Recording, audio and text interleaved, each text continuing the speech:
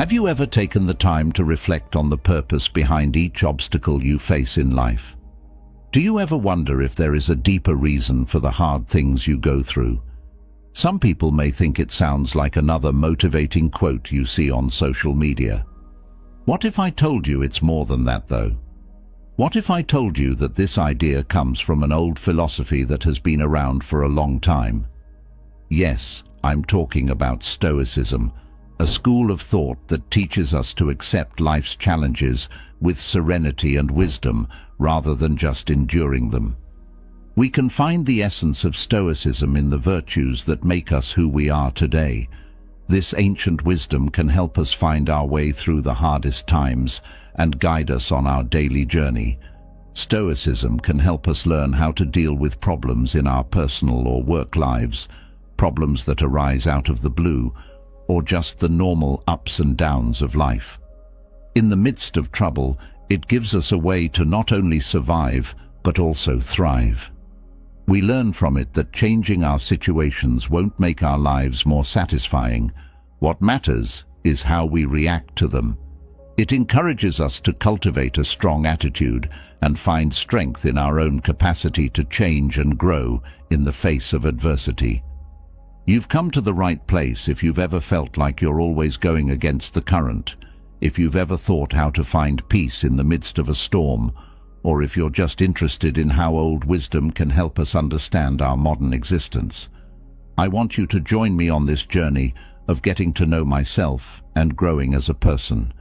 So let's look at how to use the ideas of Stoicism to turn our hardest times into our biggest wins.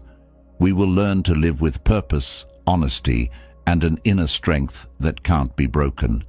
With each step, this journey will offer us a chance to learn, grow, and find new ways to face life with courage and drive. As we start this life-changing trip, I want to ask you to click the subscribe button and stay with us the whole way. Every moment will be meant to move you, give you strength, and show you the way to being real and whole. You will not want to miss any part of this life-changing event. Come with us to learn how to use problems to move forward in your evolution. Number 1. Ask yourself what your limits are. Have you ever been content with less than what you could have? Our lives often have times when we don't really question the limits we've set for ourselves for days, weeks, or even years. But this is where the important question, why not, comes up. It's a simple question, but it can help us get past the fear and routine that are holding us back. Now, the Stoics were not inactive.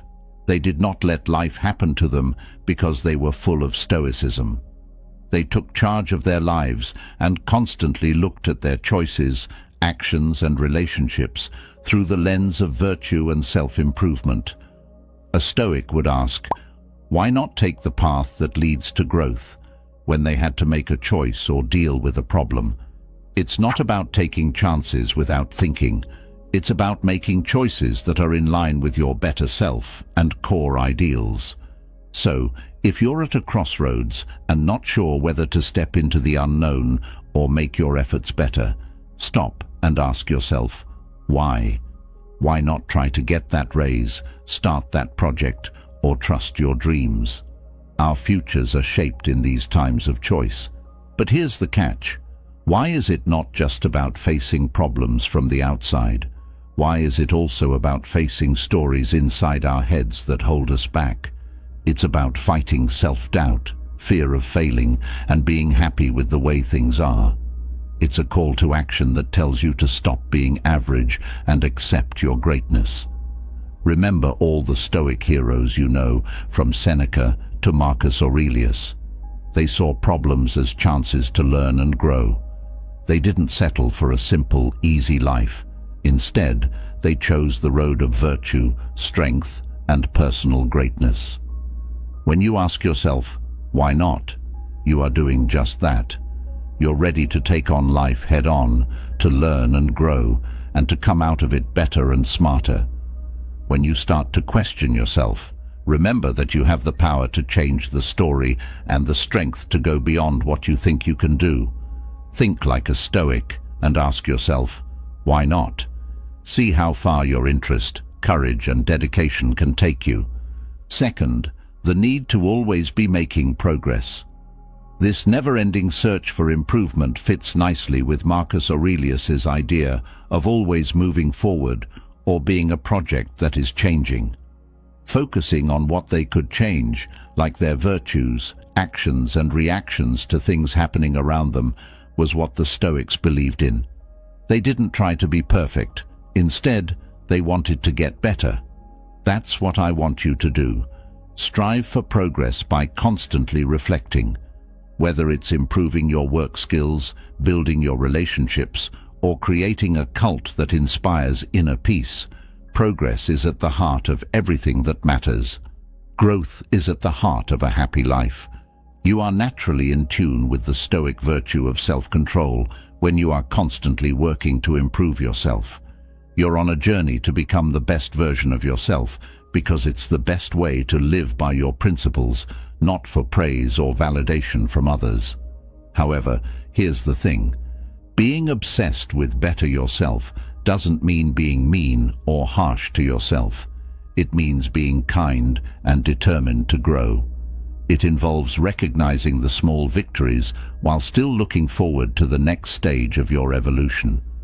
Oh, there will be mistakes and failures along the way. But like a true Stoic, you won't see them as losses. Instead, you'll see them as lessons and steps toward improvement. So how do you keep this fixation on progress going? Set clear, conscious goals that are in line with your core ideals as a first step. Every day, think about the things you do and choices you make and ask yourself, how do they connect to your growth goals? Step 3. Live your life with energy and purpose. People who are Stoic are known for being strong, stable, and devoted to their beliefs without wavering. They give everything when they commit to something, not because they want praise or attention, but because they know that this is the essence of living a good life with meaning. They aren't half-hearted about their tasks or interests. They give their all to what they're doing. They show us that the worth of our actions doesn't lie in the results, but in how committed we are to them. They put all of their energy and efforts into their businesses, no matter what kind they are. Every day, they are determined not to let sloth take over, but to use their thoughts, choices, and actions to make their own future. It's not enough to just think big. You have to also act big. It is those brave and determined steps that keep them going, even when the road ahead is rough and full of unknowns. But here's an important thing to remember. Giving it your all isn't just about what you do. It's also about how you do it. Sincerity, desire, and honesty are important when it comes to your tasks, your relationships, and your personal growth. Working on a project, spending time with loved ones, or taking time to reflect on your personal growth are all examples of being fully present and involved in the face of challenges. It means meeting them with bravery and strength, using your inner strength to get through hard times. How can you start to give your life your all? Figure out what's most important to you, your core beliefs, your most important goals, and your greatest hobbies. Then make a promise to follow them with all your heart. Hold yourself to high standards and work hard every day, not because you feel like you have to, but because you want to live a full and honest life. Remember that giving your all is not something you do just once. It's something you do every day, with every breath. If you follow this philosophy, it will not only help you reach your goals, but it will also give you a great sense of purpose and satisfaction on your trip. Fourth, stay on your way.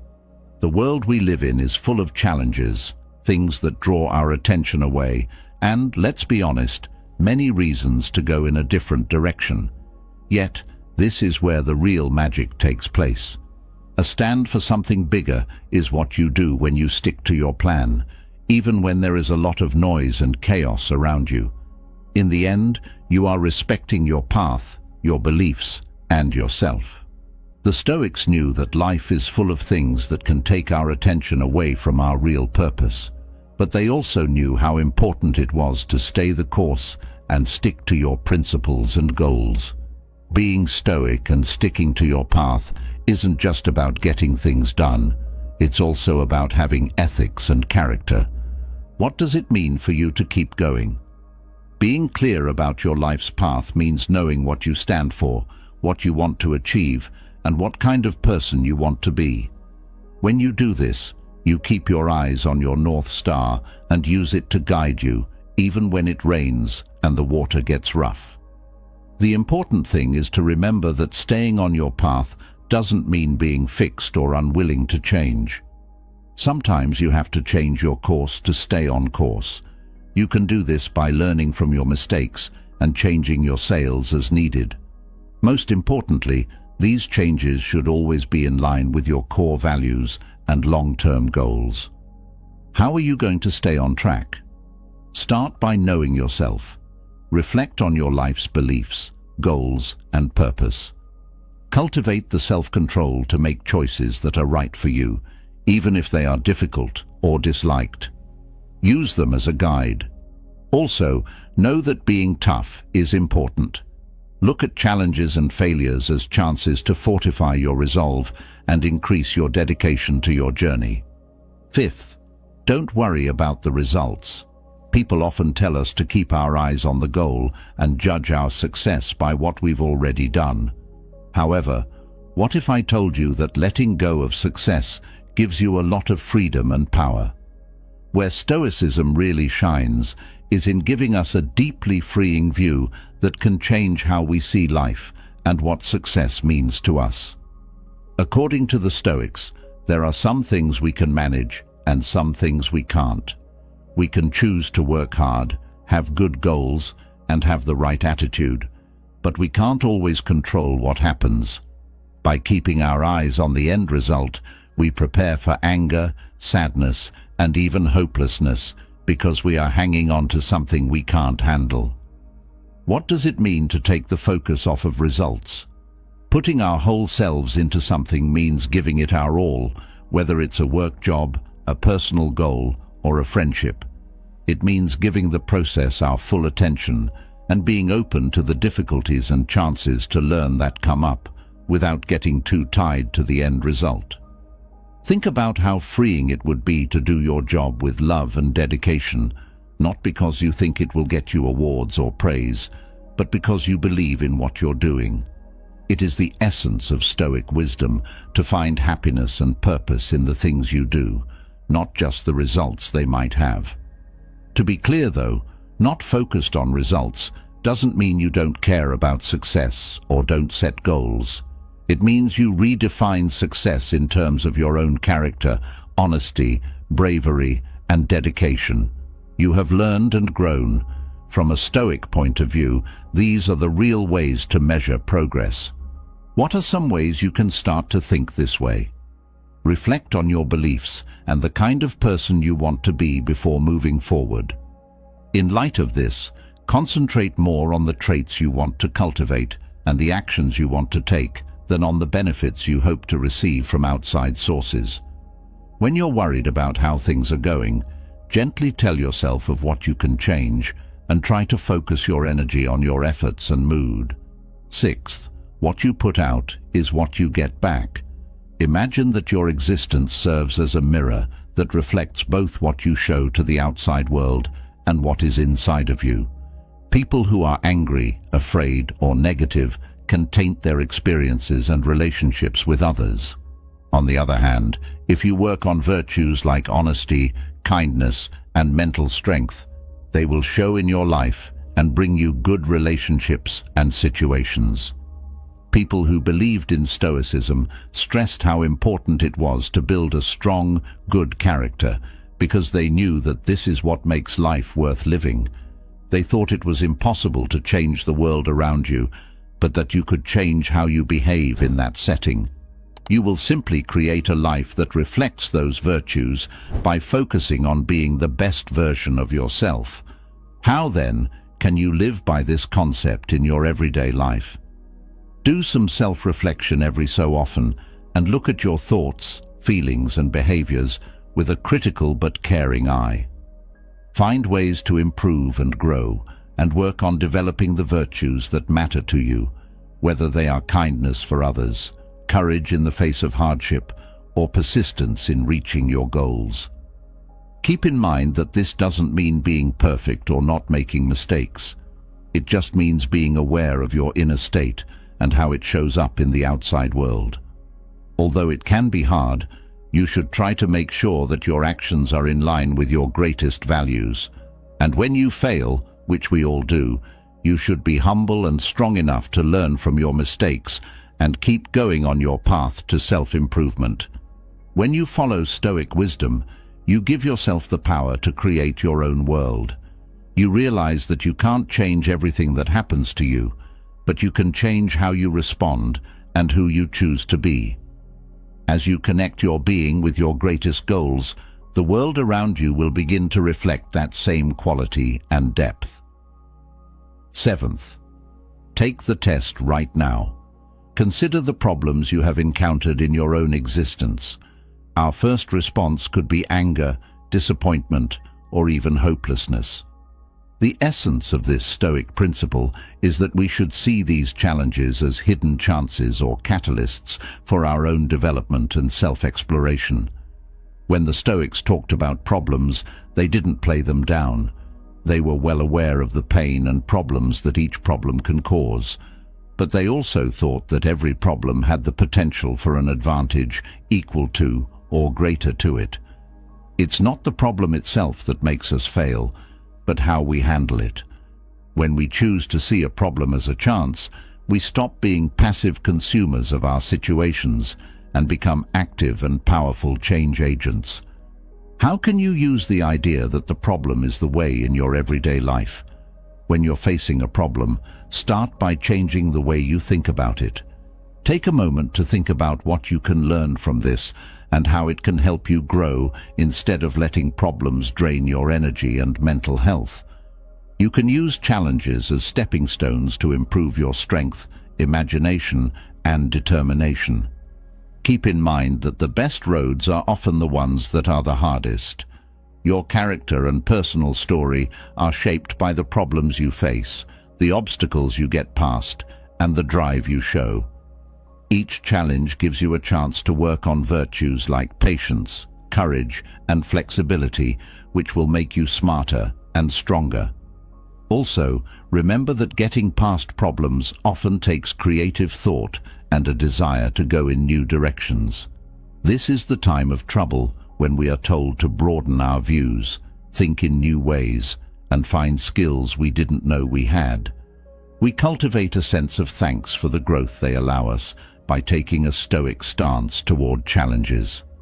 Learning to value the journey, with all of its ups and downs, and understanding that the most important lessons are often learned through hardship. 8th, do not much but good.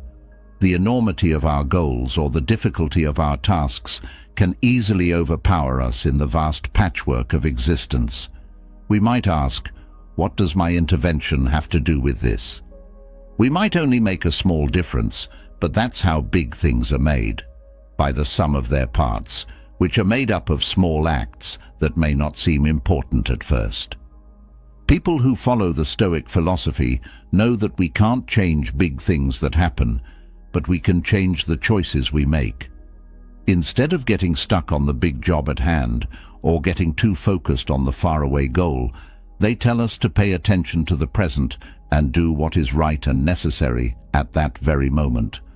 No matter how small or unimportant our efforts may seem, doing the little that we can is a call to action that inspires us to live life with purpose and hard work. How can we use this idea in our everyday lives? First, we can break down our most important goals into steps that are easier to handle and more likely to be reached. Let's think about what we can get done today, even if it's just a little progress. Keep in mind that what matters is how consistently and persistently we act, not how much we do.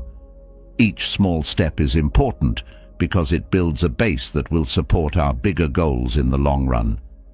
This Stoic way of thinking also tells us to find worth and meaning in the process, not just the end result. Focusing on the small things we can do makes us more aware of the moment, more involved, and often more productive. We learn to value the road, with all of its ups and downs, because we know that our daily actions and attitudes are what make us grow and feel fulfilled. By following this philosophy, we cultivate humility and resolve, acknowledge that we are not all-powerful, but also believe in our ability to affect and take action. When we learn to change and keep going, even when progress seems slow or impossible, we become adaptive. 9. Change how you think about success. Sometimes financial wealth, job titles, or social media fans are used to measure success. This can make it easy to lose sight of what's really important. But what would happen if we stopped and thought about what success really meant to us? People who follow the Stoic philosophy teach us that the only way to really achieve success is not to get more things or make other people like you, but to build a strong character that works with nature and serves our human functions, which are to be whole, brave, and smart no matter what. This way of looking at success is very powerful because it gives us the power to take action. We may not be able to control the economy, the job market, or how other people see us, but we can control our own deeds and virtues.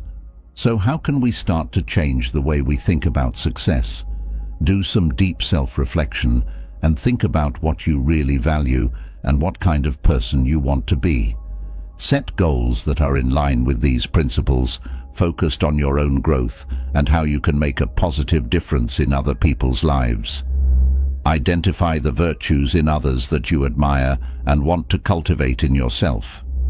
To change what success means, you have to learn to value the process as well as the result. Honor your hard work, your determination, and your growth, even if the results don't show up right away. Remember that in Stoicism, how you deal with problems is just as important as how well you reach your goals. It means keeping your ethics and calmness no matter what is going on around you. When you aren't constantly seeking outward validation, you will also find that your idea of success can make you happier and more fulfilled. Once you have that freedom, you can focus on what makes you truly happy and fulfilled. You will probably find that the practice of virtue and meaningful connection with the world are much more satisfying than any external accomplishments you may achieve. Number 10. Don't always try to get approval. In a culture where getting other people's approval and validation is so important, it's easy to lose our essence and forget our main goals and values in the process of trying to please others. Individualism, on the other hand, is a strong contrast to this focus on the outside world. It reminds us that our qualities and decisions should be based on our own beliefs and virtues, not on what other people think. Some people who follow the Stoic philosophy say that trying to please others can turn into a form of slavery because we let their opinions and views control our actions and self-esteem.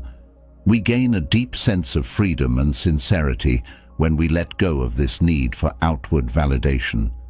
We are then free to act in line with our own values and beliefs, following what we truly desire. The rightness and importance of our choices don't depend on how well they do in the eyes of others. Then how can we start to separate our deeds from the need to please? First, it's important to become very self-aware. To distinguish between actions motivated by a desire for outward validation and those based in our true selves, we need to understand our motives. This isn't always easy because it requires being honest and thinking about yourself, but it is a necessary step toward a more genuine and satisfying existence. Next, we need to build trust in our own choices and opinions. The Stoics stress how important it is to use reason and wisdom to decide what to do. When we trust our own judgment and act in line with our well-thought-out beliefs, We count less on other people's support and can stick to our decisions, even if they are seen as unpopular or wrong, because we know they are based on our core values. It is also important to understand that we can't please everyone. This is not only okay, but also normal and unavoidable. Each of us is a unique person with our own views, ideals, and points of view. It is impossible to meet everyone's needs, and if we tried, we would have to constantly change and adapt to meet other people's standards, which would mean losing who we are. Being truthful and honest with ourselves helps us find real relationships based on mutual respect and shared values.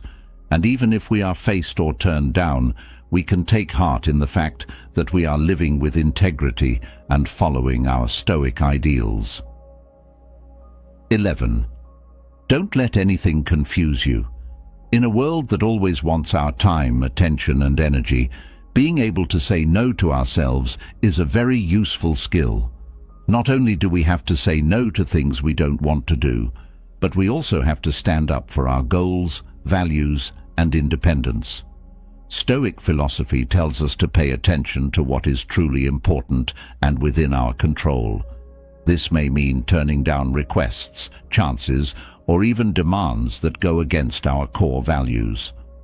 The Stoics believed that we should live in balance with nature, which means that we should know and accept our own boundaries. They knew that our time and energy are limited and that we need to be careful about how we use them. So, knowing how to say no is very important. Being discerning helps us focus on what is truly important and helpful, not just what is urgent or what other people want us to do. But, let's be honest, it can be very hard to say no. It takes guts, especially when we've been taught to please other people or are afraid of letting them down. However, the Stoic way of thinking tells us to trust our own judgment and make choices based on reason and virtue, not on fear or peer pressure. When we say no out of strong conviction, we're not just turning down an offer. We're saying a lot about our values and our desire to live an honest life. How can we then improve our capacity to say no? To begin, you need to be clear about what you stand for, what you value, and what your goals are. If you know where you want to go and what you stand for, it will be easier to tell which requests are in line with your path and which ones are not. Remember that telling someone no doesn't have to be rude or angry. It can be done with respect and kindness, saying thank you for the offer while strongly declining it. Learning how to say no can also be freeing. It can free us from promises and pressures that aren't necessary, letting us focus on what really matters. By respecting our own needs and limits, we also cultivate self-respect. Surprisingly, this can also make other people respect us more because they will see our honesty and clarity of purpose. Do not worry about number 12. Let go with the help of ignorance. What is the best way to let go of the use of indifference? Understanding and accepting the difference between what we can and cannot control is important. We can control our actions, our attitudes, and our virtues, but not the results, the actions of others, or the randomness of fate.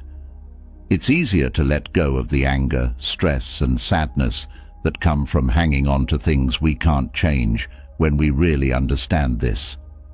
To be clear though, letting go of boredom does not mean that you don't care about anything. It means that we should really care about the things that are right, the things that are in our control, and be fair to the rest. It's about wisely using our energy, putting all of our heart and effort into what we do, and letting go of our commitment to results. Just think about how much lighter you'd feel if you stopped feeling bad about everything that didn't go the way you wanted it to, and stopped getting caught up in problems that aren't yours to solve. Instead, imagine redirecting that energy toward what truly matters: your passions, your relationships, your growth. By releasing the grip of frustration and disappointment, you open yourself up to a world of possibilities. Embrace the journey, embrace the process, and trust that everything will unfold as it should. After all, life's beauty often lies in its unpredictability. It seems like words don't mean much anymore in this world of noise and shallowness. This makes people wonder if they can show how valuable they are without saying a word. Is it possible to discover the worth and goals of the people around us? The old philosophy of Stoicism says the answer is a strong yes. The Stoics thought that being brave was one of the most important things a person could have, and that deeds, not words, could show how brave someone was. I want to ask you to go on this trip of personal growth. You will learn how to see your worth and set a good standard for yourself and the world. Allow us to begin. Make an effort to look good. Before you think of a Stoic as a serious, unfriendly, ancient person, let me clear the air. Being a Stoic isn't about hiding your feelings or being different. It's about knowing what needs your attention and what doesn't. Your energy should go to how you present yourself. Your energy should go to how you present yourself. In relationships, let's talk about what it means to treat yourself with respect. It's possible to lose who we are when we try too hard to please someone. For example, we might dress or talk in a way that makes them like us less. Here's where our Stoic wisdom comes in. Your worth doesn't come from what you wear or where you go, but from how you act, what you do, and the choices you make. If you're in a cafe and see two people on a date, what would you do? One is trying to show off and impress, while the other is happy with how they look. Which do you think will stick with you the longest? It's true that there's strength in carrying yourself with honor. To be a Stoic, you have to be honest and respect yourself. Today, this means easy things. If you're excited about something, give it your all and let it shine. You don't have to act like someone else. You just have to feel good in your own skin and know that you're good enough the way you are. Also, be nice to yourself. The way you treat yourself determines how other people will treat you. What do you want to say? That getting treated the same way is fine. But when you value yourself, your time, your energy, and your feelings, you send a loud and clear message. I deserve respect and expect to be treated that way. In relationships, it's not just about what you say or how you see yourself. It's also about how you act and respond to different things. Are you acting out of panic or with respect? Don't give up on your ideals just to fit in. Stand your ground, even if it means being by yourself. It doesn't mean you have to be perfect. We all make mistakes and have days when we feel weird. But it's how you handle those times that matter. Do you give up when things get tough, or do you keep your cool and learn from it? Let's talk about how we can start acting more formally in the people we meet every day. Setting clear, healthy limits in our relationships and being clear about what we're ready to accept and what we're not might be one way. This helps us keep our mental safety and set a standard of respect for each other. Learn to say no to things that don't fit with our values and goals. This is another way to treat ourselves with respect. This could mean turning down commitments or situations that make us feel bad or go against our values. Because of this, we show that we are true to ourselves and support our right to live by our beliefs. Maybe it's also about being kinder and more respectful to others in our daily lives, seeing the humanity in everyone we meet and understanding how they feel and what they're going through. We can build relationships that are more real and important this way. The more we know and value our own dignity, the more the outside world will notice it. This will change how other people see and treat us, starting a good circle of respect and love for each person's dignity. Know how much you're worth. Oh, you might be thinking, oh, it's just another talk about self-love. But stay with me, because I'm not going to talk about telling yourself over and over again how great you are. What does knowing your worth in relationships have to do with Stoicism? In fact, quite a bit. As the Stoics teach, the most important thing is to focus on what we can change. For example, we can change how we feel about ourselves. It doesn't matter how many Instagram likes you get or who friend requests you on any other social network. What matters is how you see and respect yourself. Consider this. Picture yourself as a valuable stone. Is it true that not everyone knows how much a rare rock is worth? People might not know what it is and walk right by it, but that doesn't change how much it's worth. It's still expensive, rare, and one of a kind. That's a true reflection of who you are.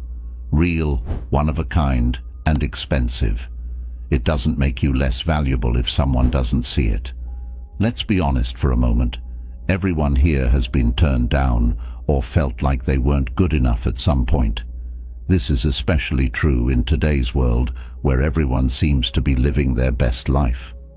What Stoicism does, though, is tell you that your worth is not based on what other people think of you, but on how you live your life, your virtues, and the things you do. Are you nice? Are you telling the truth? Are you happy with the way you live? That's where your real worth lies. Self-reflection was very important to the Stoics. So stop for a moment and think about your traits, not just the obvious ones, but also the ones that are more important to you. Whether you're kind, strong, or a good listener, these are the things that make you valuable. Here's the secret. When you know this fully and honestly, it will change how you deal with others in relationships. You won't put up with nonsense not because you're cocky, but because you value yourself too highly. Here's a Stoic practice for you. The next time someone makes fun of you, don't give up and start doubting yourself. Instead, ask yourself what your skills and values are. It's not about acting haughty, it's about quietly realizing that you are good without needing validation from others. Marcus Aurelius, one of the great Stoic rulers, says that you could change the outside world, but not your mind. You will find strength if you realize this. Figuring out our own worth is very important when we're talking about relationships. It's important to know that our worth doesn't come from how other people see us. It comes from how we see ourselves. Every day, it's a lesson and an exercise to cultivate and support our self-esteem and confidence. When we wake up, we have the chance to affirm our worth, no matter what other people think or say. We need to tell ourselves that we are important and deserving of love and respect, not because someone else says so, but because we truly believe it. We realize that our worth doesn't come from what other people think of us, but from our own essence and character as we work on getting to know and accept ourselves. Every step we take on this path of self-discovery helps us understand how much we're really worth. Personal growth is a slow and steady process through which we learn to see and value our skills, virtues, and unique qualities.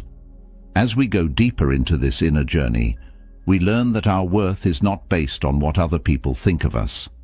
Understanding that we can cultivate and increase our worth over time gives us the power to take care of our lives and relationships, frees us from the need to seek validation from others, and enables us to live with unbreakable self-esteem and confidence.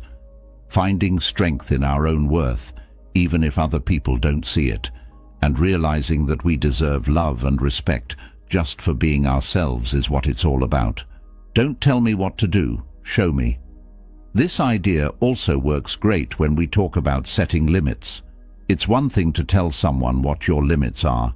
It's quite another to follow through and show them. Think about it this way. Anyone can say they won't stand for being mistreated, but when you do it, that's when you face the truth. When it comes to your lines, do you stick to them or let people cross them? That's where your real strength lies. It's not what you say, but what you do. This might not be easy, especially if you're feeling bad. Remember, though, what our Stoic friends told us. We have power over everything, even how we respond to things. Your actions, not what you say, show them what the line is when someone crosses it. It says a lot about you how you act. if someone lies to you after you've made it clear that you value honesty. You're not making a scene by walking away or talking about the problem in a straight and cool way. This shows that you respect yourself and want to be respected in a way that fits with your values. This way of doing things can really change the way relationships work. People start to understand what you will and will not accept when they see that you have limits that you will not let people cross, and rules and values that you are determined to uphold. It's about developing a sense of being an artist. Having self-respect is important, and you should stick to it. When it comes to the little things that happen every day, this is where you really become stoic. It's not just about the big things. What you do when someone breaks plans at the last minute, or when someone doesn't care about you anymore. With cool words and deeds, you let them know that this is not okay. Being present in the present moment is not the only thing that awareness is. Immersing ourselves fully in the present moment means paying close attention to every thought, feeling, and action that comes up within us. We are asked to question and reflect on how our actions reflect our personal boundaries and core values as we move along this road of self-awareness. Being fully present in the present moment gives us a chance to check if our actions are in line with our boundaries and true selves. We are always judging ourselves and asking if our actions are in line with our core beliefs and values, or if they are different from who we really are because of outside influences or societal standards. When we do this, we look at every contact and situation very carefully, trying to figure out how we are reacting and whether we are being honest with ourselves. We are asked to be aware of our own boundaries, to know when we feel unsafe or harmed, and to take action to safeguard our honesty and mental health. The little things that happen in everyday life are where our real nature and character strength are tested. In order to cultivate greater clarity and wisdom in our actions and choices, the practice of mindfulness pushes us to be present in each moment, to be aware of how we are responding to the different situations of life. When we go about our daily lives and interact with other people, we can set and show our personal limits in a more stoic way. It's not enough to have tight rules or be rigid in how we deal with others. We need to develop an inner sense that leads how we act and respond to different scenarios. This inner guide, which comes from Stoic ideas, tells us to always know our own boundaries and values and act in line with them. Our healthy limits should reflect who we are and what we value in life, not walls that keep the outside world out. People around us start to notice when we start to live this way. They start to see us as people who not only set clear limits, but also respect each other enough to make others respect them. It's like we're agreeing to ideals so that other people can live easier lives. We can cultivate a higher sense of self-worth and trust in ourselves by adopting this attitude, which also enables us to develop more genuine and respectful relationships. When we stick to our limits and values, we shine a light of honesty and integrity in a world that is often unsure and confusing. Finally, I know this may sound a bit old-fashioned or even harsh, but hear me out. It's not about being hard to get. It's about knowing your worth and loving yourself. What does the Stoic view say about this? Stoicism shows us how to control and train ourselves, but not in a strict way. If you want to be happy right away, you need to know what's really important and not give it away casually. It's nice to breathe this in.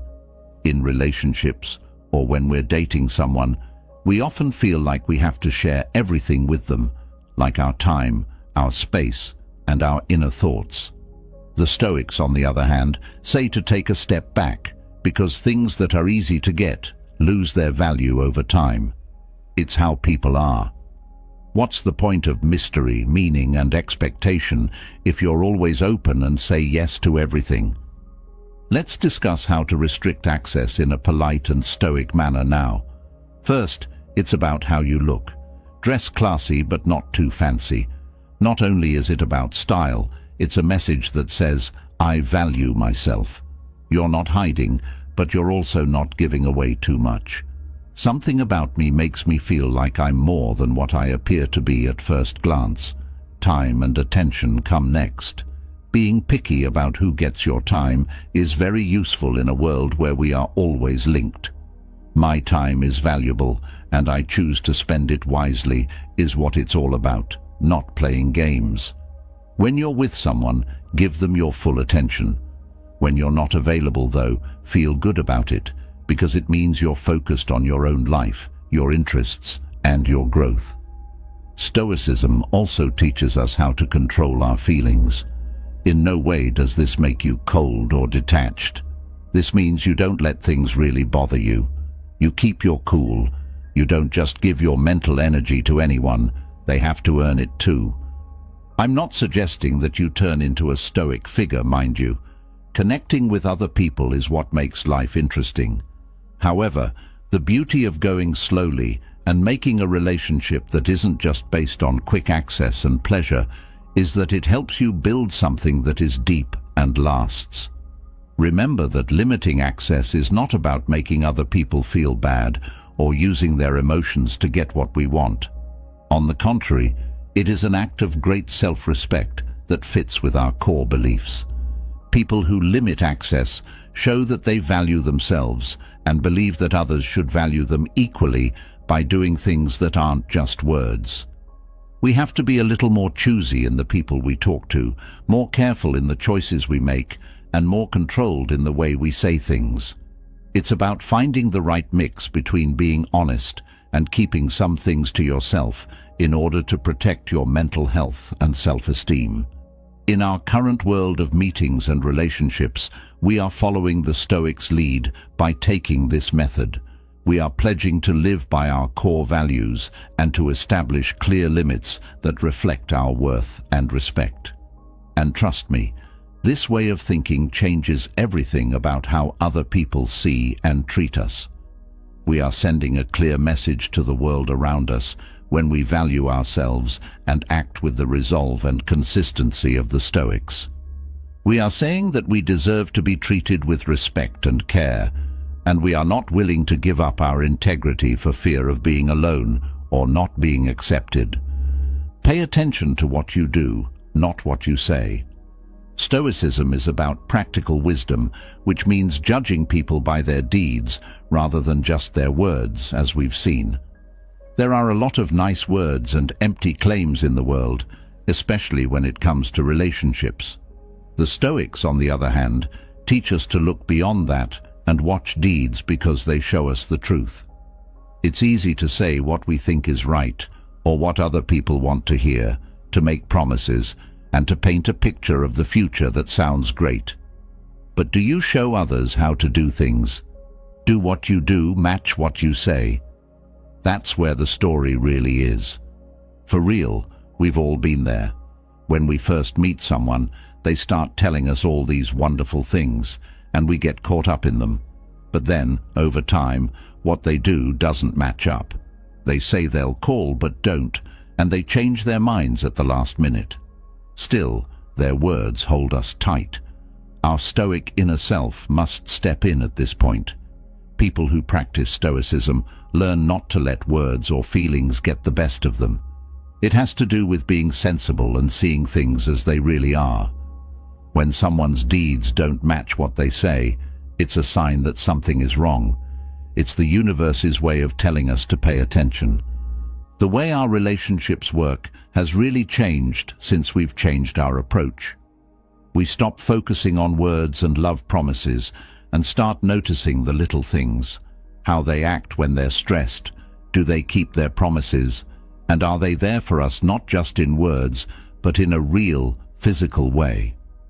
We send a clear and strong message that says, I'm not just listening to what you say, I'm watching what you do, when we focus on actions.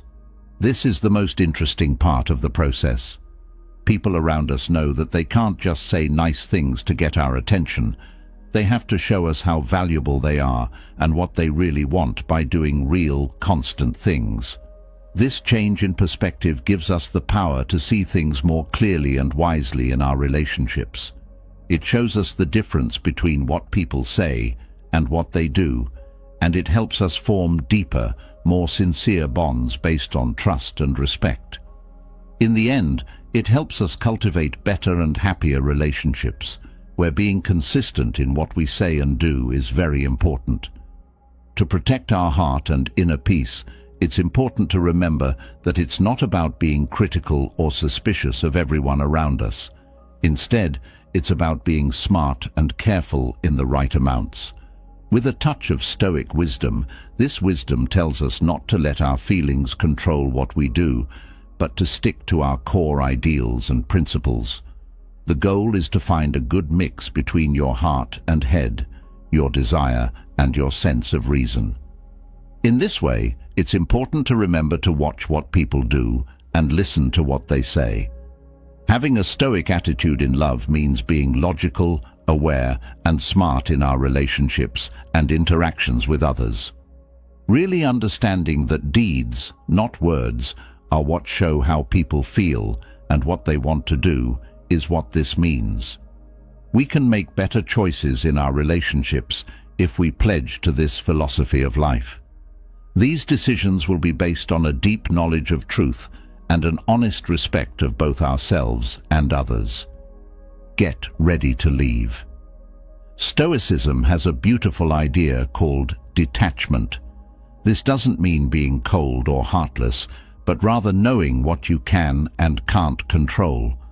One of the most powerful things you can control is whether to stay in a bad situation or leave it. Relationships are also discussed here. Some things inside us tell us that what we're going through is not what we deserve, but we stay. We hold on to the hope that things will get better or change because we're afraid of being alone or seeing things change. This is the turning point in history, though. Real power comes from realizing that we can choose not to stay in a position that goes against our morals. And this doesn't mean you should give up everything at the first sign of trouble. It takes work, effort, and patience to be in a relationship. But what's most important is that you know your values so well that you're ready to leave when something goes against them. The ability to say, "I value myself enough not to accept less than I deserve," requires inner strength and Stoic resolve. Let's talk about this some more. Being ready to walk away is a way to support yourself. It means being able to see clearly and having the inner strength to know when a relationship or situation goes against your values and sense of worth. I want to stress, though, that this doesn't have to be a rough or dramatic process. Often, it's a calm choice based on the knowledge that you deserve better. I know that going into the unknown can be dangerous and scary. We can remember the Stoics' lessons, though, when things get hard. They told us to face problems with courage and accept that life is always changing. If you have the strength to let go of things that don't serve you, you're making room in your life for new experiences and opportunities. You're paving the way for personal growth and renewal. Do not think that you are holding on to a situation out of necessity or fear. You are consciously choosing to do so for your own mental health and happiness. When we have the guts to leave something that doesn't serve us, we honor our inner wants and boost our self-esteem. We cultivate the ability to figure out what we really value during this process of getting ready to let go. It helps us figure out trends in our relationships that are unhealthy or dangerous and make choices that are good for our long-term happiness and health. So let's remember that being ready to leave is a sign of self-love and a promise to live a full and honest life. It reminds us all the time that we deserve to be treated with respect and care in every contact, and we are ready to fight for this right with all our might. Seventh, the power of no. Honesty and having the guts to stand up for what you believe in are very important in Stoicism. This is directly about being able to say no in relationships. It's about being sure of what you stand for and not being afraid to stick to your beliefs, even if they make other people uncomfortable. Let's say you're meeting someone and they tell you something that doesn't seem right. It could be going too fast or putting your ideals at risk in some way. Moving on would be the easy thing to do. Your Stoic inner self must step in and say no at this point, though. Being honest with yourself about your ideals and limits is important right now. As it turns out, this is not at all easy. In fact, it can be very hard. That voice that says, "What if it AFs them?" is always there, even more so when you like the person. But this is where we need to be strong. Stoicism shows us how to be brave, not just when we face problems from the outside, but also when we face problems inside. There's more to saying no than just self-respect. It shows that you care about yourself enough to not settle for less than you deserve. You could lose them, but here's the important thing. If turning down something that goes against your morals makes them dislike you, then maybe, just maybe, they weren't right for you. This way of doing things can really change how a friendship works.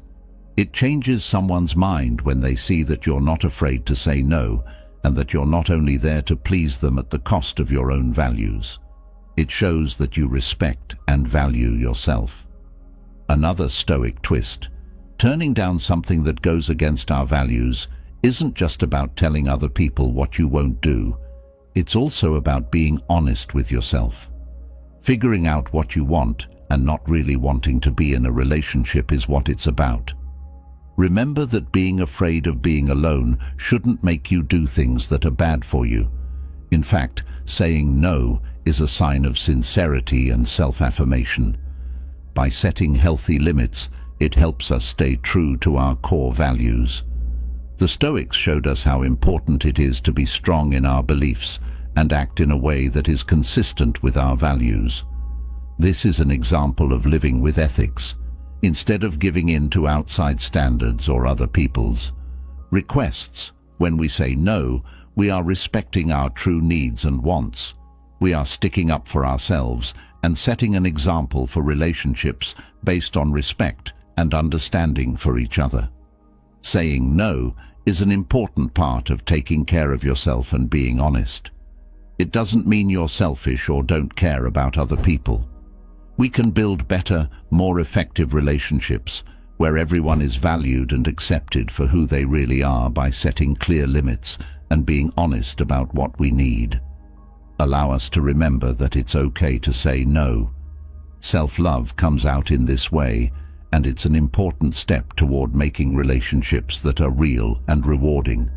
Accepting that we can say no when we need to puts us in a position of personal power and lets us live our lives with honesty and ethics in every contact. Eighth, have a good sense of doubt. Doubt and Stoicism go together. They try to see things as they really are, not how people think they should be. You might wonder if this has anything to do with love and dating. We've all heard someone say the words we want to hear, as if they were the right ones. We want to believe them, even though there are red flags all around us. In times like these, our inner Stoic self steps in. A healthy amount of doubt is like having superpowers. Keep your feet on the ground and don't take everything at face value. It doesn't mean you're negative or pessimistic. To do this, you need to watch, ask questions, and not jump in without thought. To put it in perspective, think about this situation. You like someone when you meet them.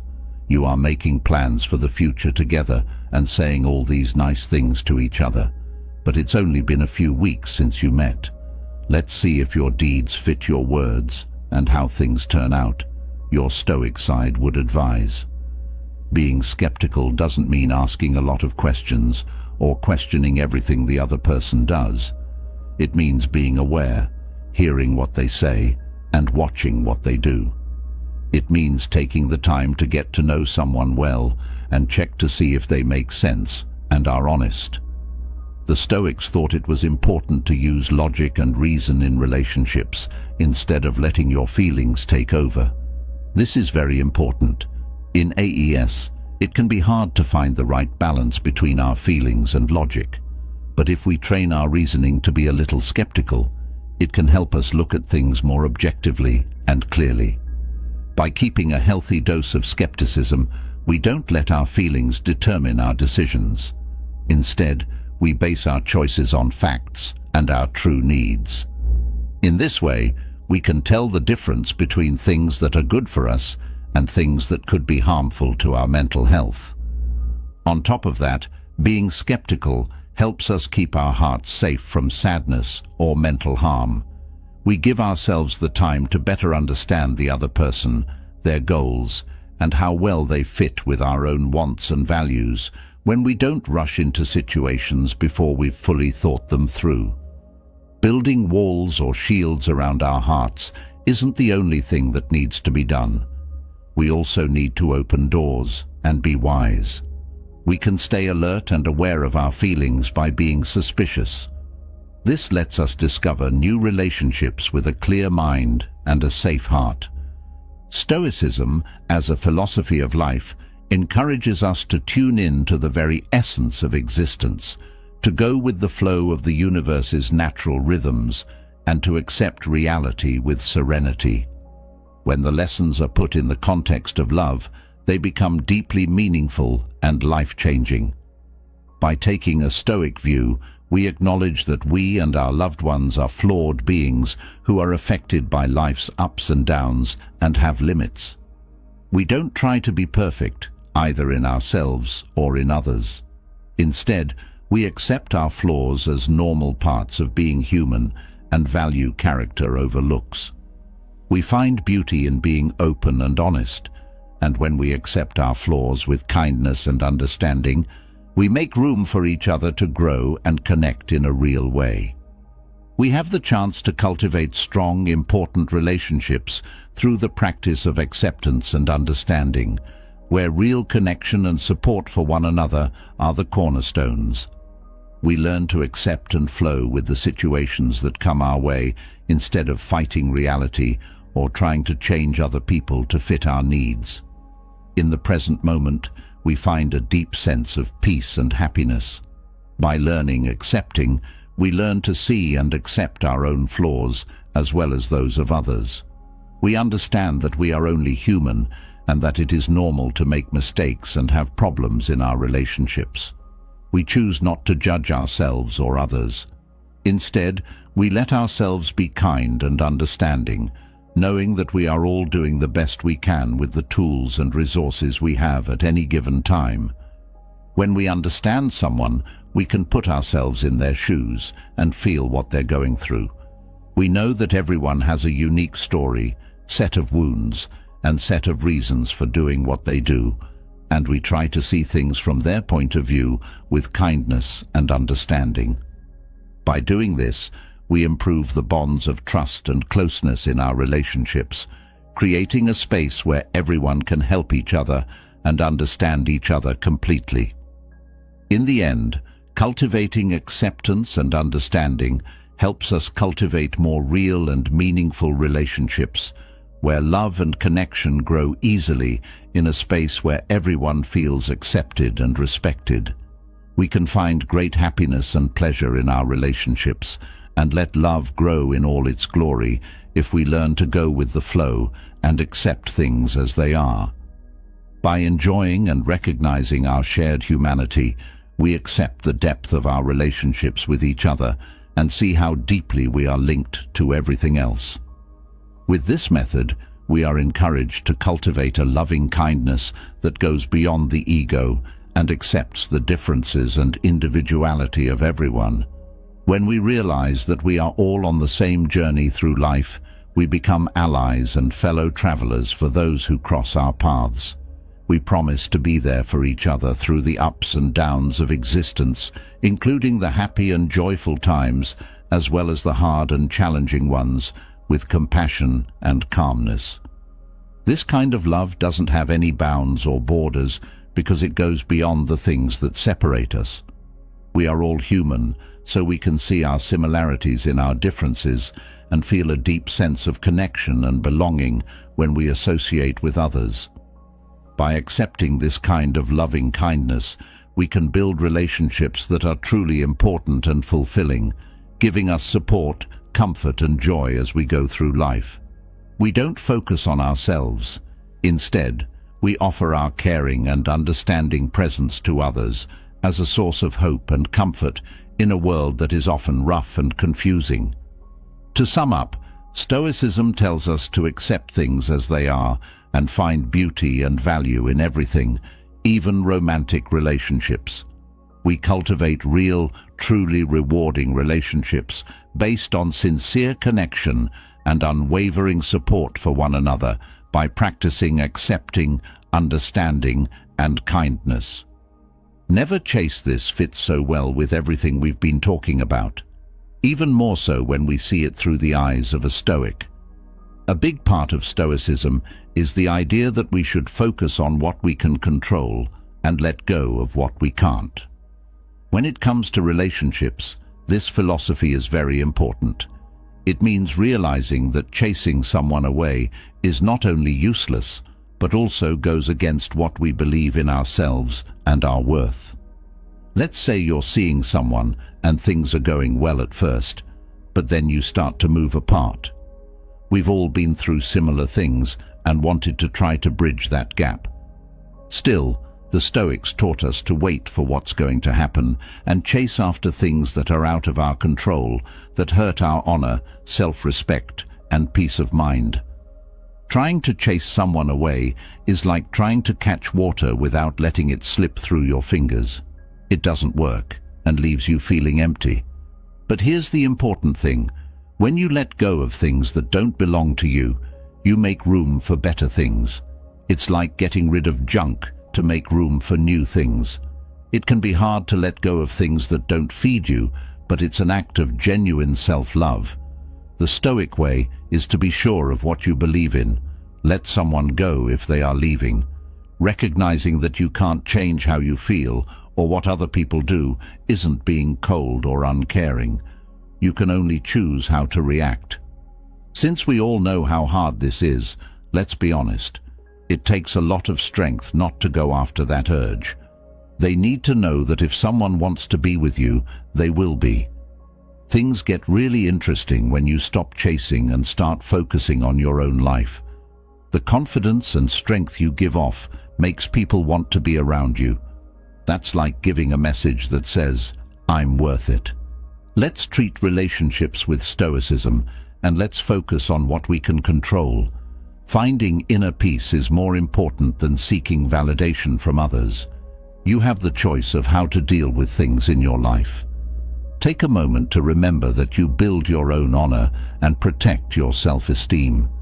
Take advantage of your strength and let your actions, decisions, and limitations show what a great person you are.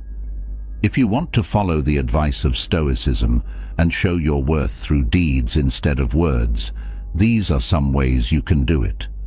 Always remember that being brave isn't something you say, it's something you do.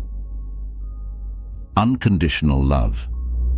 In Stoic philosophy, unconditional love is a central idea that goes beyond just liking others without expecting anything in return. It means understanding and appreciating the worth of every person, no matter what they do, how well they do, or what their situation is. We promise to accept and value ourselves exactly as we are, with all of our virtues and flaws, when we practice selfless love for ourselves. This means developing a compassionate and accepting relationship with ourselves and letting go of negative judgment and self-criticism.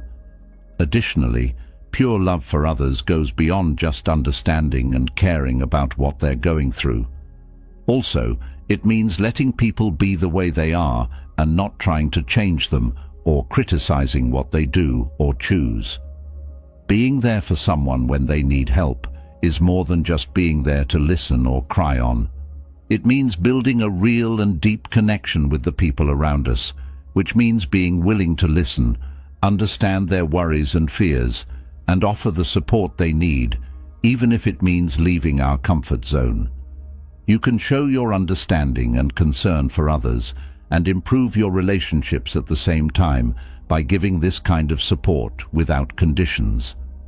We build strong relationships based on trust and respect when we promise to be there for others when they need us. It's important to remember that total support doesn't just mean being there for someone in a crisis. It also means being there to share their joy and celebrate their wins and victories. Our bonds with those around us are strengthened even more by this force of unity and friendship. To practice pure love, we must learn to forgive those who have hurt or let us down and let go of our anger or hatred. This means seeing our own and other people's humanity and knowing that everyone makes mistakes and has problems in life. Forgiving someone doesn't mean defending their actions or forgetting the harm they've done to us. Instead, it means letting go of the emotional weight we carry when we hold on to anger, which lets us move on with kindness and inner peace. We improve our relationships with others and grow and change as people by practicing selfless love and forgiveness. People who choose to accept and love without conditions are freeing themselves from the weight of anger and hatred. This makes room for significant personal growth. Unconditional love asks us to accept others as they are, flaws and all, and to see their value as people. It challenges us to show compassion and empathy for them, even if they have hurt or disappointed us, and to stay open to the possibility of making things right and understanding each other better. Furthermore, forgiving someone helps us let go of the past and move on with more clarity and peace of mind. By letting go of anger and resentment, we make room for personal growth and emotional healing. This lets us close painful pages in our lives and welcome new experiences, chances for love, and real connections. To sum up, practicing unconditional love and forgiveness helps us build healthier and more meaningful relationships based on mutual acceptance, respect, and personal growth.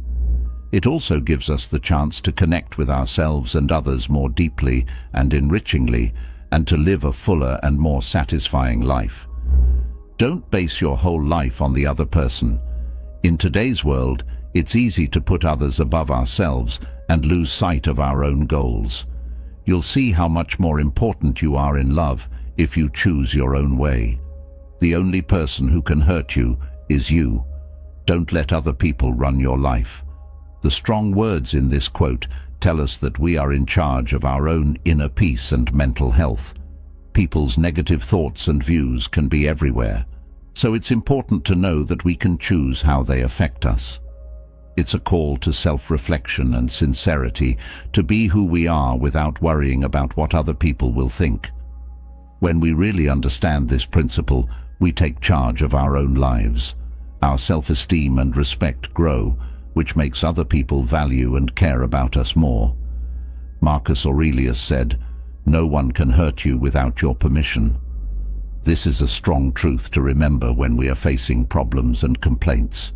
Being able to avoid starting talks in a world where people are always talking may seem hard, but it comes from Stoic wisdom.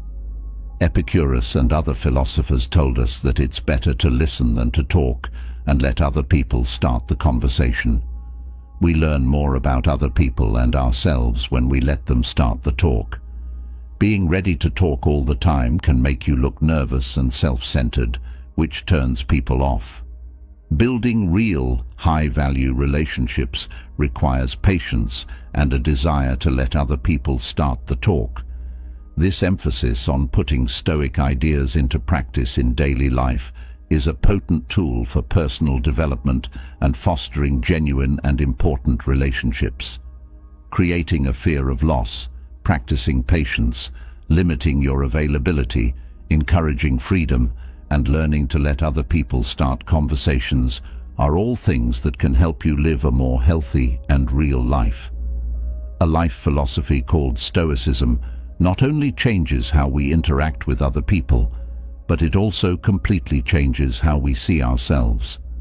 By accepting and putting these principles into practice, we set out on an introspective trip that helps us find serenity in the midst of chaos, make more informed choices, and face obstacles with an unbreakable mental strength. What Stoicism is all about is not just how we relate to other people, but also how we connect with our own essence. By following these rules, we not only learn how to deal with things outside of our control, but we also start to understand and control ourselves. These principles become an internal guideline that helps us make decisions.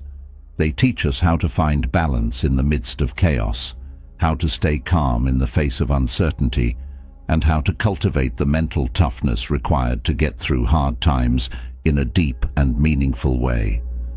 In the end, Stoicism leads to an internal change that not only affects our relationships with others, but also changes how we understand and see ourselves, enabling us to live a better, more real, and more useful life. One of the most important parts of Stoicism is living by our beliefs. This can have a huge effect on our relationships. This philosophy tells us how important it is to stick to what we believe is right and fair, even when we are in a close relationship. When it comes to romantic relationships, this idea means that we need to make sure that the relationship is in line with our inner values and beliefs. This requires us to reflect on our connection and how these values show up in our daily lives. To give you an example, if we value confidence, then our partnership must be built on honesty and open conversation. The same goes for how we treat our partner. If we value mutual respect and equality, we should make sure that our relationships with them reflect these values. When we make choices based on our ideals, we have to be true to ourselves, even when the relationship is hard or there are outside forces.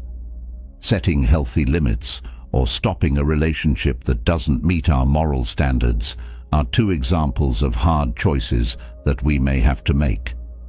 When we promise to live our values in a loving relationship, we build the building blocks for a deep and permanent bond. Not only does this pledge improve our own ethics, but it also helps build a connection based on trust, respect, and growth for both parties. By making choices and acting in ways that are in line with our values, we can be true to what we value in life and in our relationship with our partner. For example, if we value loyalty, we will try to be loyal and trustworthy in our relationship. If we value kindness, we will look for helpful ways to help and care for our partner. Because our deeds and beliefs are in line with each other, the connection feels real and sincere. The strength of our trust relationship is our partner's perception of us as honest and trustworthy people. Also, when we act in a way that is consistent with our beliefs, it encourages our partner to do the same. This helps us both grow and understand each other better. Living by our ideals also helps us get through the tough times and disagreements that may come up in the relationship. We can use our ideals to help us make moral and helpful choices when we're in tough situations. This keeps us from giving up on our values or responding without thinking, so we can solve problems in a polite and helpful way. In the end, living our ideals in a loving relationship not only makes us happier and healthier, but it also makes our relationship with our partner stronger. By building our connection on honesty and love for each other, we can make it strong and last for a long time. Along with being honest, loyal, compassionate, and respectful to our partner, practicing virtue in a love partnership means a lot more. It's a promise to be the best versions of ourselves in every part of our life together. The virtue encourages us to learn more about honesty, which is more than just being open and honest in our interactions. Being genuine in our relationships, displaying our abilities and areas for improvement is what it means to be real. By doing this, we create a space where everyone can trust each other and grow and develop openly. In a good relationship, loyalty means more than just being physically and emotionally faithful to our partner. It also means making a long-term promise to support and be there for them no matter what. It means being there for them when things get tough, giving them a shoulder to lean on and a hand to help them get through it. Compassion is a virtue that tells us to understand our partner's point of view, understand their feelings and experiences, and put ourselves in their shoes. It means being ready to comfort and help them when they need it, and to share their happiness as if it were our own. Respect and virtue are important in a relationship because they build trust and support for each other. This means not only valuing our partner as a person, but also helping them grow personally and professionally by listening to their thoughts and worries, trying to see things from their point of view, and working with them to make choices that are good for both of us. Let them put money into you. Seeing your worth and identity is what this means. It's not enough to just be in someone's life. You need to become an important part of their world. This knowledge means that you know that things that are easy to get are often not given enough credit. Real recognition comes from putting in work and time. People who put time, feeling, and energy into your life form bonds that last longer and are stronger. By going through this process, you go from being a curious bystander to a presence that is truly valued. That's not about badly wanting other people's love or attention. That's about showing that you are a useful and beneficial part of their lives and deserve real interest. Giving people the chance to invest in you means letting them make your appearance an important part of their lives that they wouldn't want to lose. Cicero, a Stoic philosopher, said, "A gem cannot be polished without friction, nor a man perfected without trials." This emphasizes the essence of his value, which is not just in being, but also in being sought after and fought for. The story of Alexander the Great and his teacher Aristotle shows how important good teaching is, and how the connection between a teacher and a student goes beyond what most people think. Aristotle, a smart philosopher, wasn't just the young prince's teacher. He also saw himself as a source of information and the kind of strategic thought that is needed to run a kingdom. Alexander, who was smart and ambitious, saw how useful Aristotle's lessons were and put in a lot of time and effort to learn from him. In short, virtue and letting others invest in you are two of the most important things we can do to improve our relationships, because they build bonds based on honesty, respect, and growth together. Real relationships that make you feel deeply satisfied. As you continue on this path to the heart of Stoicism, remember that being the rock in the storm doesn't mean escaping problems. It means facing them with the unbreakable strength that you already have. Let these Stoic secrets help you focus on yourself, be strong, and find the deep joy that comes from being in charge of your own mind. It was Marcus Aurelius who said, "Very little is needed to make a happy life. Everything lies within you, in your way of thinking." I really hope this lesson has been helpful. You can live a good life by focusing on what you can control, according to the school of realistic philosophy called Stoicism. The Stoic way of thinking can help you deal with stress, anxiety, and other bad feelings. No matter what, practitioners try to keep their minds calm and logical. Every month, hundreds of thousands of people search Google for Stoicism. But why? The reason is that a school of philosophy that is 2,300 years old is still very popular today. One major reason is that Stoicism is not a philosophy you can read while sitting on the couch. This school of thought is followed by people who value deeds over words, from Zeno of Citio to Ryan Holiday. It didn't matter to the Stoics who you were or where you came from. Stoicism also deals with timeless issues like how to deal with problems and bad feelings, get to know yourself, and focus your energy on things that really matter. Our brains still work in similar ways, even though a lot has changed in the last 2,300 years. Every day, we both deal with similar mental problems and problems. It makes sense that Stoic philosophy is still studied today. It deals with problems that will always be important. Now I will give you 10 Stoic rules for having a good life. Get ready and change and grow. 1. Do good things. The Stoics believe that the only way to live a good life is to be good. Plato came up with the idea of the 4 cardinal virtues, but they were also important to the Stoics, other Hellenistic philosophers, and even Christian thinkers.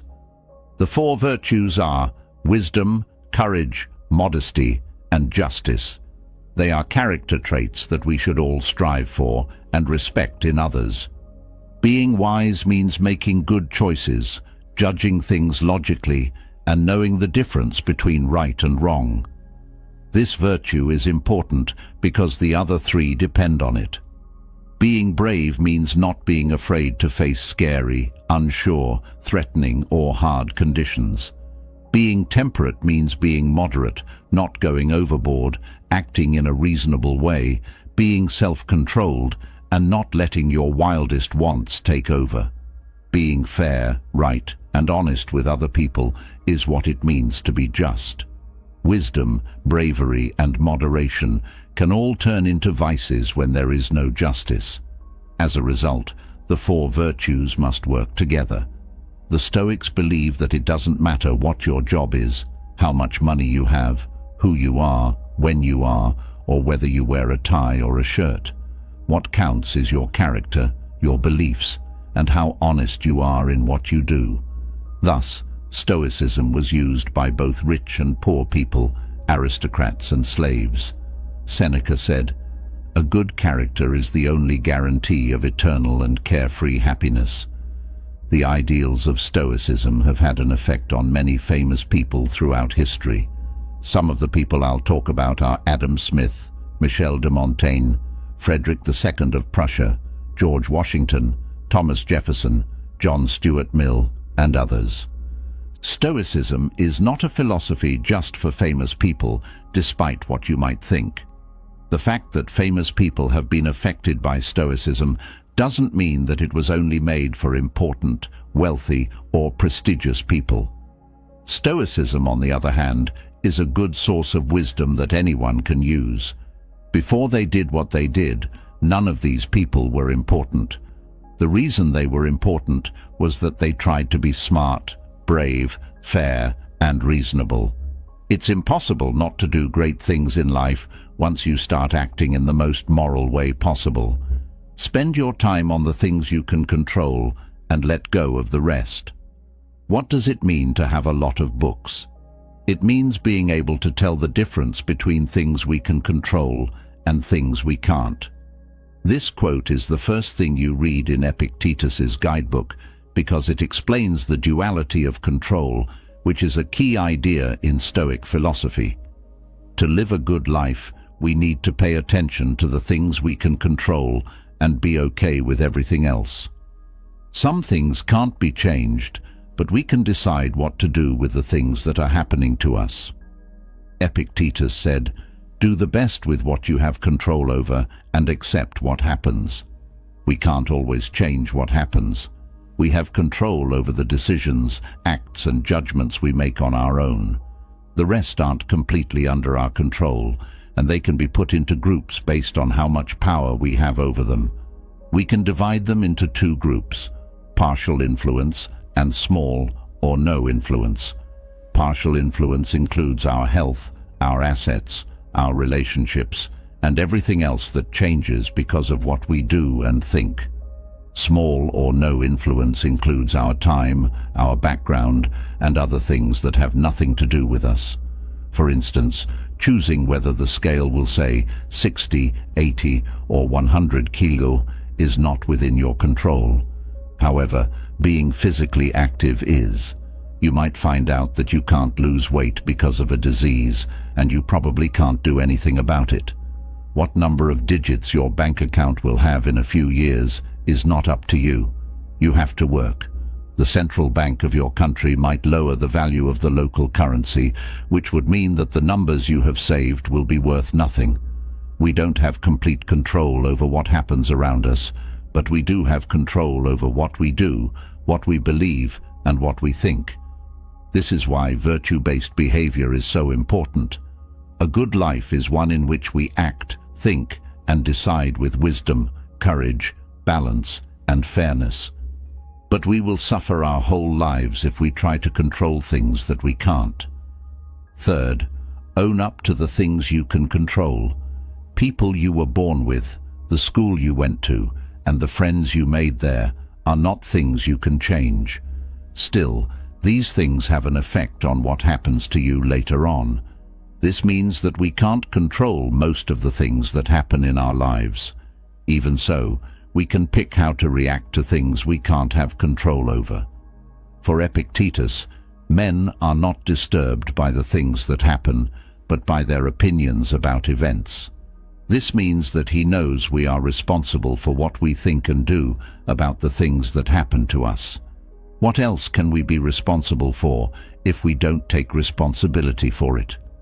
No matter what, you need to take responsibility for your actions and thoughts in order to get through the rough sea that is life. If you don't take responsibility and get lost in this rough sea, you could sink your ship and die. When we take responsibility for our decisions and actions, we stop blaming other people or things for our happiness or sadness. It doesn't help to blame outside forces because they are out of our control. If you blame something or someone for what you do and think, you give up what little control you have and make your pain more likely to happen. If we own up to the things we can control, the things going on around us become less important. That being said, what counts is that we act in line with our ideals, no matter what. 4. Being able to tell the difference between things that are good, bad, or not important. The Stoics said that everything can be broken down into 3 groups: things that are good, things that are bad, and things that don't matter. When you act, think, and judge in a smart, reasonable, and fair way, you have virtues. Bad actions, thoughts, and judgments are just vices, which are the opposite of virtues. Examples of vices are being stupid, weak, licentious, and unfair. It doesn't matter what else is going on, life or death, good or bad image, wealth or sorrow, health or sickness. Except that we can only judge what we can control as good or bad. Everything outside of our control doesn't matter. What's more, if we think something is good but out of our control, we will want it. But fate can take that thing away at any time. When something is taken away from us against our will, we will be angry because we want it. An easy way to show this is by saying that if you think being healthy is a good thing, then you will want to be healthy. It's just that fate might take it away from you one day. So, we shouldn't want anything outside of ourselves. So, the only things that can be called good or bad are our acts, thoughts, and decisions. To Stoics, getting sick is neither good nor bad. It doesn't matter. We don't really have full control over whether we get sick or not. Not because sickness doesn't matter, though. A Stoic would still take care of his own health. Stoics believe that being healthy is better. If something is neutral, it is not preferable, and if it is preferable, it is neutral. If the first option is true, and we are healthy, we can use our human reason to help other cosmological beings. In the event that we are stuck in bed, we shall not be able to rise and perform our human duties. Because of this, Stoics respect things like working out, eating well, and getting enough sleep. In the same way, having money doesn't change anything, but being financially independent is better because it lets us give some of our money to causes we care about and study philosophy. The same thing can be said about our friendships. Of course, having friends is better than having foes. Having a good image is better than having a bad one. Not being known is not better than being famous, and so on. Finally, it's important not to want health or wealth so much that you can't live without them. If we want them, we stop seeing them as unimportant and start seeing them as good things. By doing this, we lose our wisdom, because being smart means being able to tell the difference between good, bad, and neutral things. 5th, we should use what we've learned. The philosophy of Stoicism is very useful. For Stoics, it's not enough to just think about how to live. It is the same thing to not think as to not act on your ideas. We don't need to argue or have discussions if we don't plan to do anything. We shouldn't be happy just learning about vague and theoretical ideas. There is no need to wait for the perfect time to use what we have learned. We need to do what we think about. To live a good life, you have to do good things. Alexander the Great once said, "Don't waste time arguing about what a good man should be. Stick to it with action is needed, and now is the time." Sixth, think about what could go wrong. The vast majority of events in our lives are unexpected. We often feel worried and scared when they happen because we can't plan for all of them. The things that make us feel uneasy are not the things themselves. It's how we judge them and respond to them. After all, different people can laugh or cry at the same event. To put it another way, the difference is how you look at it. By definition, we can't guess what will happen. We can train our minds to deal with it better when it happens, though. The Stoics thought about bad things that would happen so they wouldn't lose their cool in bad conditions. Let's say you want to sail all the way around your country's coast. You'll make a list of places to see, beaches to visit, foods to try, and other things before you leave on your trip. Most people, though, won't write down all the bad things that might happen on their trip. Premeditation of sins is the act of picturing the worst-case scenarios that most of us never think of. Not only would a Stoic traveler think about beaches, towns, and kitchens, but also, what if my ship sank? What if there was a really bad storm? What if the wind was too strong for my sails? What if I got lost? What if I was hungry and still a long way from another port? By thinking about bad things that might happen, we train our minds to deal with bad or even disastrous situations in a cool and logical way. Why don't we start now? Plan what you're going to do this week. Then think about what might not work out with those ideas. Seventh, take your goals inside. I'm planning to do these things. If nothing comes up that could stop me from making my choice, I will cross the ocean. If nothing stops me, right? The Stoic way of life tells us to always give our best. But we shouldn't fool ourselves into thinking that doing our best will always get us what we want. We don't control what happens after we do something. Setting a goal to cross the ocean doesn't make sense to Stoics. A storm might make it impossible for you to get to the other side of the water, but nothing can stop you from traveling the sea as well as you can and using all of your skills to the fullest. A Stoic doesn't connect their goal to something outside of themselves that they can't fully control. Instead, they connect their goal to something inside themselves that they can control. This is what it means to internalize goals. You might think that this concept sounds like inaction, like, I'll try, but if I fail, that's okay. I've done all I can. But it's actually the exact opposite. Being a Stoic means giving up the desire to achieve a certain result. When you do this, you also give up the frustration of not having achieved it in the future. When your mind is free of unnecessary suffering in the future, you can focus on the actions you can control. In other words, accepting that things won't always go as planned saves us from needless suffering and frustration. We don't have to waste time hurting for no reason, so we can focus on what to do in the new situation. Passivity is the opposite of being Stoic. It means getting lost in your thoughts and picturing how things might go as if they were happening in different worlds. Which sailor is more likely to cross the sea? The one who complains about the storm, or the one who focuses on sailing as well as possible, no matter how rough the sea is? Eighth, turn problems into chances. We already know that outside events are neutral, meaning they are neither good nor bad. This means that an event itself is neither a chance nor a hurdle.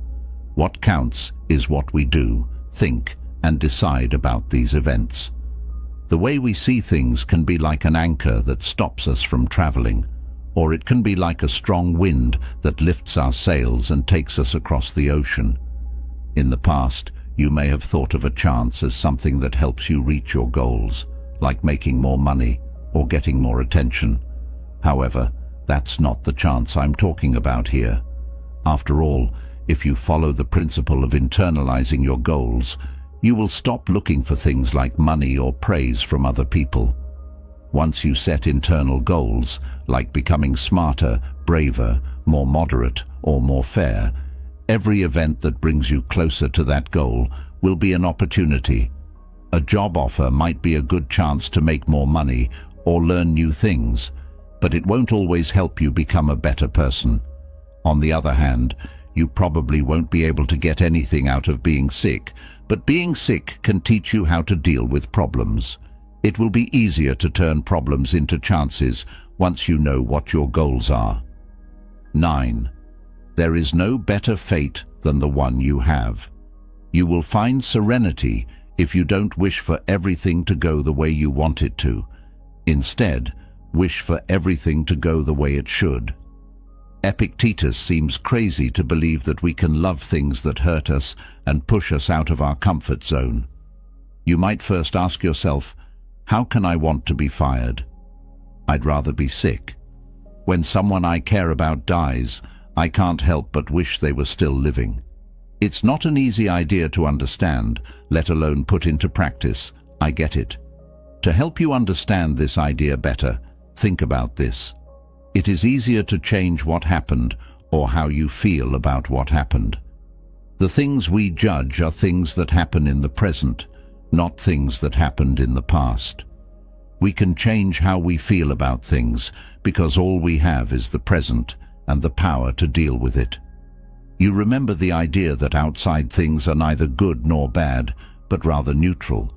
The idea of liking your fate goes with this because you are the only one who has complete control over your actions, thoughts, and decisions. Try to think, act, and judge everything that happens to you in a good way. Remember that every shipwreck is a chance to dock in new lands. To love your destiny, you must first accept that you don't control what happens to you. You only control how you act, think, and judge what happens to you. This means that everything that happens is random. You can't choose whether it will rain or shine or be hot or cold. All you have to do is accept these things, then go beyond simple acceptance and deeply love everything that happens to you. For example, if it's cold in the morning, you can dress in your warmest, most comfortable clothes. If it's hot in the afternoon, you can take off your coat and enjoy the wind. If it rains, the air will be cleaner. If it's sunny, your body will make more vitamin D. Loving fate means not worrying about the weather itself. You can always make the best of it. 10. Always be self-aware. Awareness goes hand in hand with self-knowledge.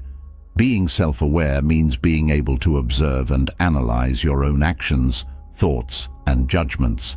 Self-awareness is both a prerequisite and a consequence of the practice of Stoicism. While self-awareness is needed to become a Stoic, self-awareness develops as you practice Stoicism. A good exercise to begin training this self-awareness is to observe yourself in the third person. If you could step back and look at yourself in your day-to-day life, what would you see? What actions would you be taking? What thoughts would be going through your head? What emotions would you be experiencing? If you could observe yourself in the third person, would you be happy with what you see? The ability to briefly step away from yourself is what will allow you to better question your thoughts and make good decisions in the now. By observing yourself from a distance, you get off autopilot. In any situation, you initially react with an automatic and uncontrollable emotion, such as anger, joy, or fear. Then, in response, you make a value judgment about the emotion and create a feeling. This feeling triggers actions, such as yelling when you feel angry or shutting down when you feel fear. Being self-aware means separating the emotion itself from your value judgment about it. Once you are self-aware, you can evaluate whether a particular feeling works to your advantage or disadvantage in a situation.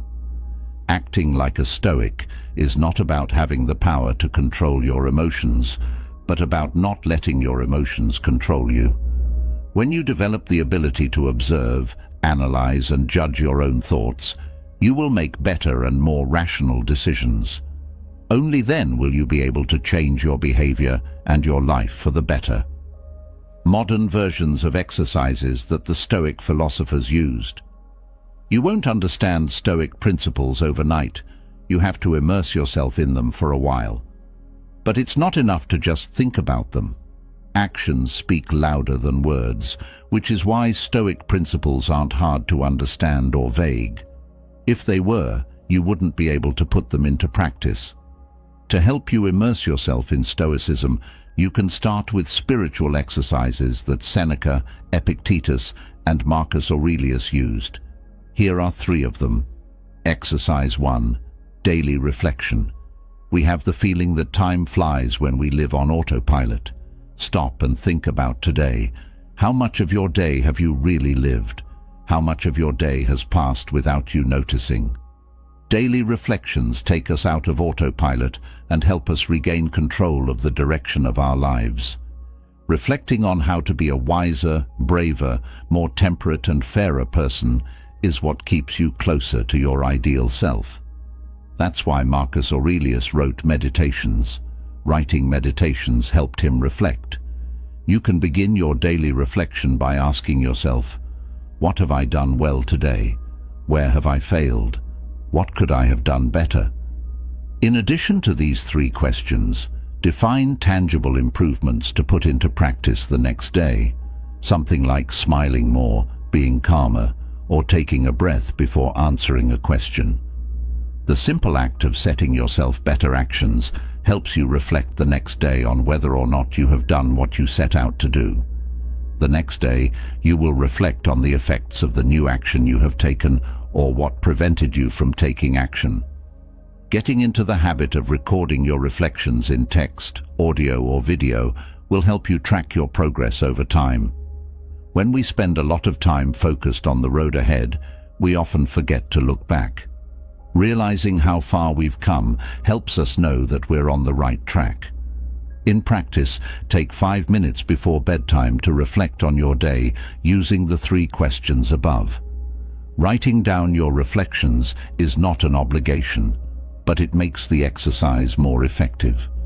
Some ways to record your daily reflections are to record audios, write in WhatsApp groups where it's just you, keep a physical notebook, record videos, and save them in a place you can easily access in the future. Exercise 2. Love your destiny. Destiny leads the willing and drags with it the unwilling, said Seneca. How many times have you seen someone angry because the traffic light opened just as they were about to cross the street? How many times have you seen someone impatient because the elevator took too long? How many times have you been that person? It is common to feel frustrated when the most insignificant situations do not go the way we want them to, and this is one of the greatest evils we can commit against ourselves. The more justified it seems to feel bad about something, the more damage we are doing to ourselves. When we get frustrated, we give up control over the actions we can take in response. Your frustration doesn't change the past, so don't resist the elevator taking too long to arrive. Don't wish it were faster. Accept the speed of the elevator for what it is. Stoics only care about what they can control. The future is uncertain and not in our control. Don't cling to your expectations. And remember that things come and go. A Stoic does not get frustrated when things turn out supposedly unfavorable. There is no point in fighting against something that is beyond your power of choice. Such reticence only makes you miserable in the face of the situation. Accepting fate, loving it, and making the best of what has happened is essential to living a good, fulfilling and happy life. In practice, when something happens to you, ask yourself if you can do something about it. If the answer is no, accept it. If the answer is yes, focus on the actions you should take as a result. Exercise. 3. Pain and illness are 2 chances to show your virtues. Illness stops the body but not the mind. Unless you think it is, a limp is an impediment to the legs, not to the will. said Epictetus. Use this same logic for everything else that comes up. You can find an impediment to anything, but not to yourself. Epictetus limped. He knew that lameness was an impediment to his legs, not to his mind. Being lame prevented him from being a soldier, but not from living a good life. The same can apply to physical pain or illness. Illness affects the body, not the mind. Illness does not affect our ability to choose how we act and think in response to it. After all, we can endure headaches with serenity or turn them into an excuse for not performing any tasks during the day. Feeling pain or being sick cannot be a justification for weakening your character. Keep your cool. Choose not to be affected by the pain, and it will not have affected you. In practice, the next time you feel any kind of pain or are ill, remember to exercise the virtues: wisdom, courage, temperance, and justice. Don't forget that pain affects the body, not the mind.